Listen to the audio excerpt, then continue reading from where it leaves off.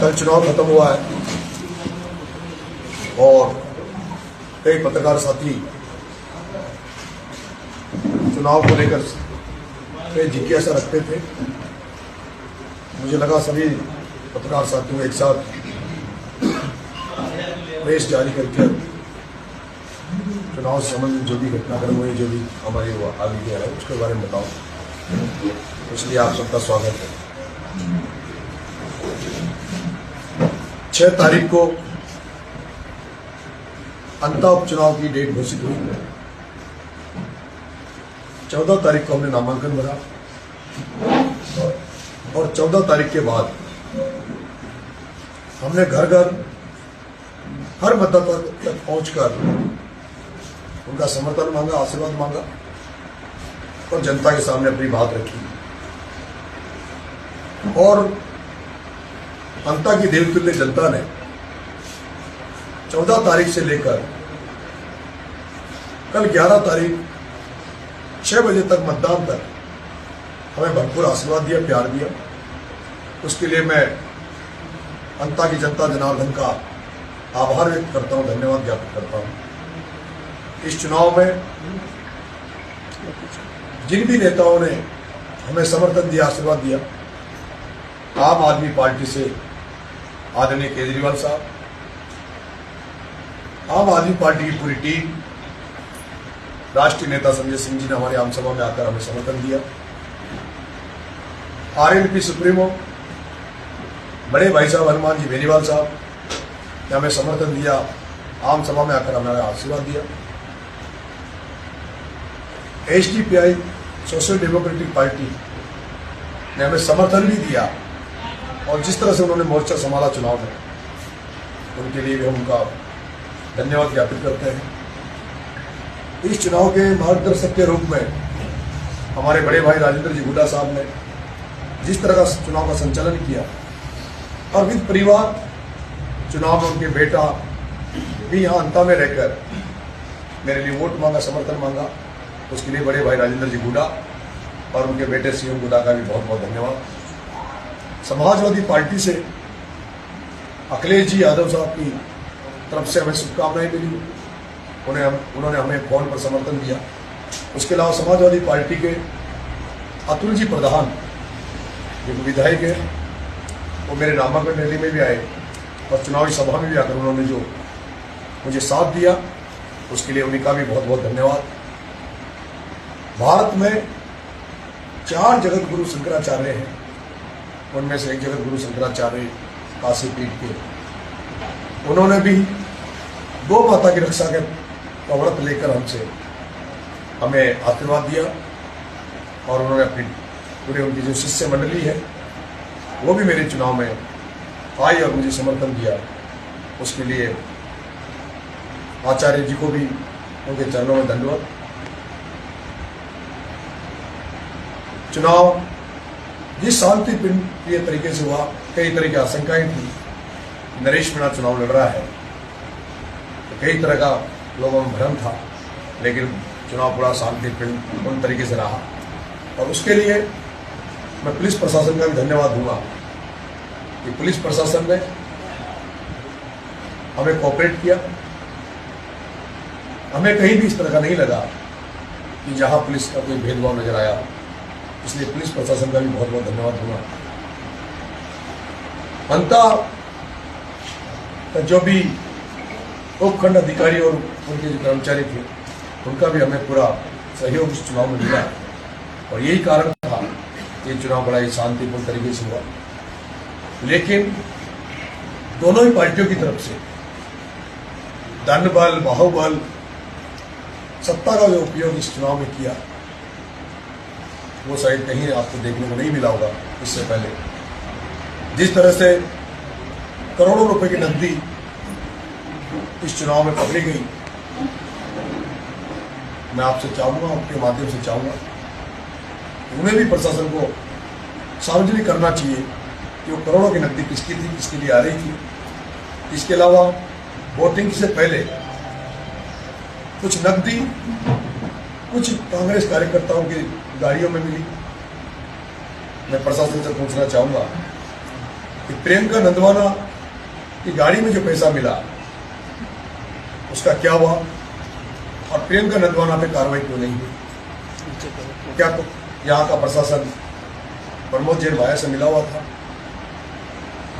और कौन कौन सी रकम पकड़ी गई? 3 गाड़ियों से पकड़ी गई। वो गाड़ियां किसकी थी? और आपको एक मेरे जो इनपुट है उसके अनुसार मैं बताना चाहूंगा, एक गाड़ी में 3 लाख रुपए थे, गाड़ी वाला पैसे फेंक कर भाग गया, तो 3 लाख रुपए किसी किसान को मिले हैं। किसान का नाम तो नहीं लूंगा, चलो उसका भला हुआ, उसका फायदा हुआ किसान का। एक जगह कांग्रेस प्रत्याशी द्वारा बहुत बड़ी रकम एक गांव में बांटने के लिए भेजी गई, लेकिन वो गांव में पहुंची उसके पहले ही कोटा से आए कुछ बदमाशों ने उस बड़ी रकम को लूट लिया और सीधा कोटा ले गए। मेरे पास तो यहाँ तक भी सूचना है कि उन्होंने उस बड़ी रकम से स्कॉर्पियो तक बुक करा के स्कॉर्पियो के मालिक को बन गए। लेकिन मेरे साथ जो भी उन्होंने ठीक किया, कम से कम मतदाता तो जाता तो मेरा नुकसान होता है। इस तरह का ये भ्रष्टाचार से कमाया हुआ पैसा और भ्रष्टाचार से कमाए हुए पैसे का दुरुपयोग चुनाव के समय वोटों के लिए किया जा रहा था। सत्ता का जिस तरह से आपने देखा होगा, मुख्यमंत्री, पूर्व मुख्यमंत्री, कांग्रेस के पूर्व मुख्यमंत्री, जिस तरह की दोनों पार्टियों के नेता आए, पूरे राजस्थान के कांग्रेस बीजेपी के विधायक आपकी अकेले के लिए में खड़े रहे। जिस तरह से मुझे चक्री में फंसाकर मुझे राजनीति में रोकने का प्रयास किया गया, लेकिन मैं जनता का धन्यवाद दूंगा, अंता की जनता का, कि अंता की जनता वो जनता जिन्हें राजनीति से विश्वास उठ गया था, भरोसा उठ गया था, उन्होंने एक विकल्प के रूप में मुझे देखा, उम्मीदों की किरणों से मुझे देखा। और जिस तरह का चुनाव हुआ, मुझे लगता है आप सब लोग राहुल के पत्रकार हैं, आपने भी देखा होगा कि ऐसा चुनाव शायद आपने पहले नहीं देखा होगा, जिसमें एक कैंडिडेट को बिठाने के लिए जयपुर से हाथी लाया जाए, एक कैंडिडेट को बिठाने के लिए ऊंट लाया जाए, कैंडिडेट का स्वागत करने के लिए कंबाइंड मशीन पर बिठाया जाए, ट्रैक्टर पे बिठाया जाए, कैंडिडेट को खीर से तोला जाए, कैंडिडेटों को फूल फोटो से तोलते हुए देखा हो तो आम था, लेकिन एक कैंडिडेट प्रत्याशी को खून से तोला गया।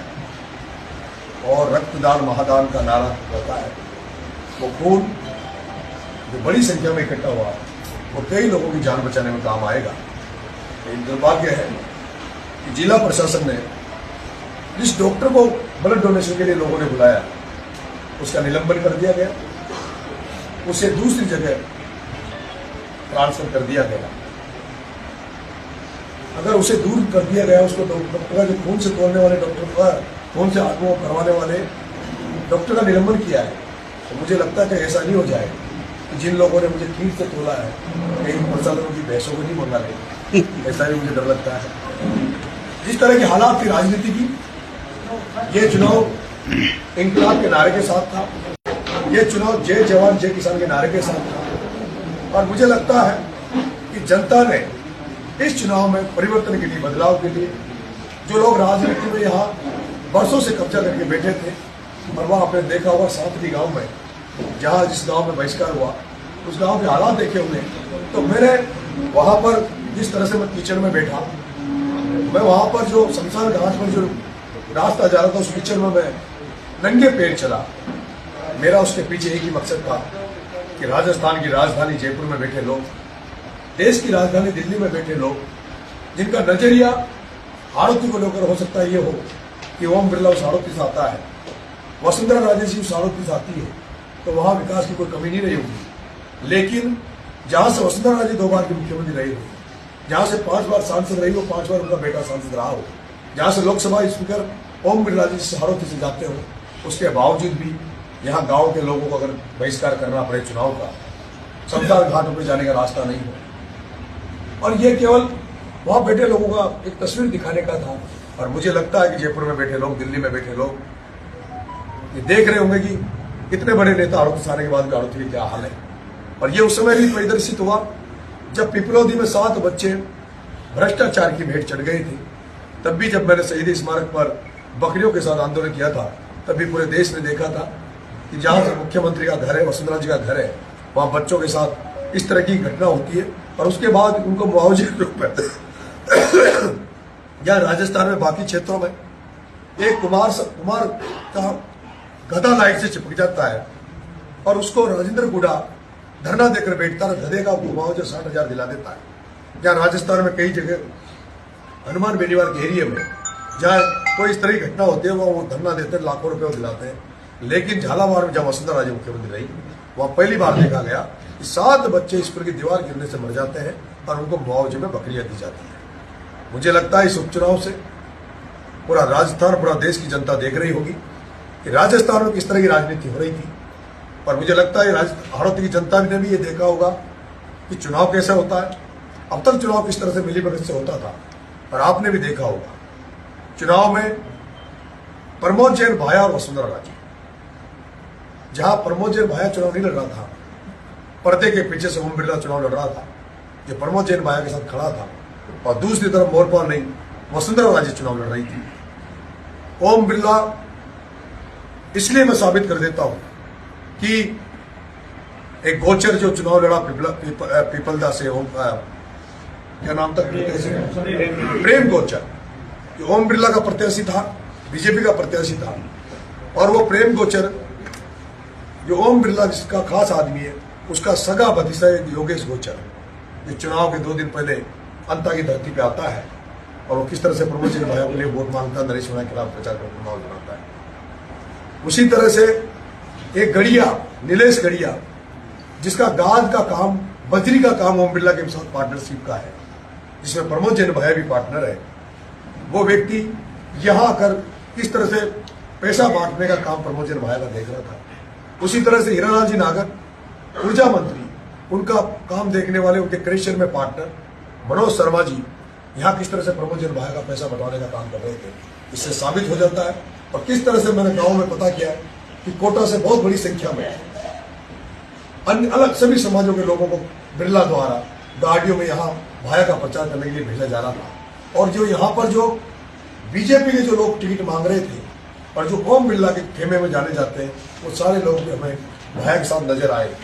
2 खेमे थे पूरे चुनाव में, एक खेमा ओम बिरला का जो भाया के साथ था, एक खेमा वसुंधरा राजे का जो मोरपाल सुमन के साथ था, और एक तरफ अकेला नरेश मीणा चुनाव लड़ रहा था, जिसके साथ कोई नेता नहीं थे, कोई जिसके साथ कोई बड़े धनाढ़ लोग नहीं थे, जिसके साथ लेकिन जनता थी और जनता ने बहुत मजबूती से चुनाव लड़ा। और मुझे लगता है कि हमारा काम था मेहनत करना, हमारा काम था घर घर तक मदद पहुंचकर उनका आशीर्वाद लेना। और मुझे लगता है कि उनका आशीर्वाद मुझे मिला होगा। और मैं ये दावा नहीं करता कि मैं हारूंगा जीतूंगा, लेकिन हमारी मेहनत में कोई कसर नहीं। हमारे जो साथी थे, जो प्रभारी हमने बनाए थे, जो चुनाव का हमारा संचालन कर रहे थे, उन सब लोगों ने पूरी जी जान से हमारी मदद करी। उसके लिए तमाम लोगों का मैं बहुत बहुत धन्यवाद देता हूँ। और इस हार जीत का फैसला ईश्वर के हाथ में छोड़ता हूँ। मुझे उम्मीद है कि नीली छतरी वाला बाबा का निशानी कृपा हम पर होगी और मैं जीतूंगा। ठीक है, कोई सवाल? क्या पूछे आप? जवाब आप सब दे, जिसमें कोई एक सवाल है पूछो आप दोनों मानो तो पूछो ना। कल आपने सांगली में जो कहा वो कई लोगों ने सुबह उठते ही कह दिया कि आप मीडिया वालों के लिए क्या बोले नरेश मीणा? मैं बोला ना, आप लोग नहीं जाते, क्यों नहीं गए अब तक? आपने सांगली का मामला क्यों नहीं दिखाया? और मैं यह उजागर करूंगा, आगे भी करूंगा।